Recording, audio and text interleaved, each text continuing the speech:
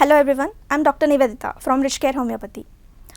Sciatica ಅಂದರೆ ಬೆನ್ನಿನ ಕೆಳಭಾಗದಿಂದ ಪಾದದವರೆಗೂ ತಡೆಯಲಾಗದಷ್ಟು ನೋವು. ಅದು ಎಲೆಕ್ಟ್ರಿಕ್ ಶಾಕ್ನಂಥ ಅನುಭವ ಆಗುತ್ತಿದ್ದರೆ ಅದನ್ನು ಅನುಮಾನ ಇಲ್ಲದೆ ಸಯಾಟಿಕಾ ಅಂತ ಹೇಳಬಹುದು. ನಮ್ಮ ಶರೀರದಲ್ಲಿ ಎಲ್ಲಕ್ಕಿಂತ ದೊಡ್ಡ ನರ ಅಂದರೆ ಅದು ಸಯಾಟಿಕಾ.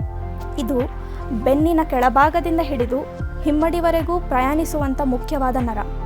ಈ ನರ ಒತ್ತಡಕ್ಕೊಳಗಾದಾಗ ಸಯಾಟಿಕಾ ನೋವು ಅನುಭವಕ್ಕೆ ಬರುತ್ತದೆ. ಎಳೆತ ಅಥವಾ ಸೆಳೆತ ಆಗುವುದು, ಕಾಲು ಜೋಮು ಹಿಡಿಯುವುದು, ಬೆಂಕಿ ಉರಿಯಂಥ ಅನುಭವ ಅಥವಾ ಎಲೆಕ್ಟ್ರಿಕ್ ಶಾಕ್ನಂಥ ಅನುಭವ, ಕೂತ್ಕೊಳ್ಳುವುದು ಅಥವಾ ನಿಂತುಕೊಳ್ಳುವುದಕ್ಕೆ ತೊಂದರೆ ಆಗುವುದು, ಇವು ಸಯಾಟಿಕಾದ ಲಕ್ಷಣಗಳು. ಇದಕ್ಕೆ ಮುಖ್ಯವಾದ ಕಾರಣ ಅಂದರೆ nerve compression from disc bulge.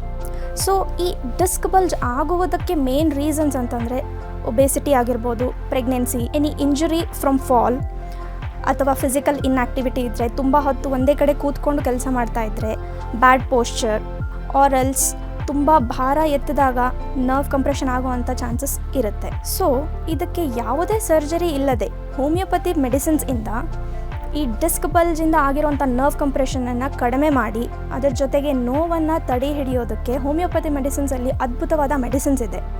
So do contact rich care homeopathy for consultation.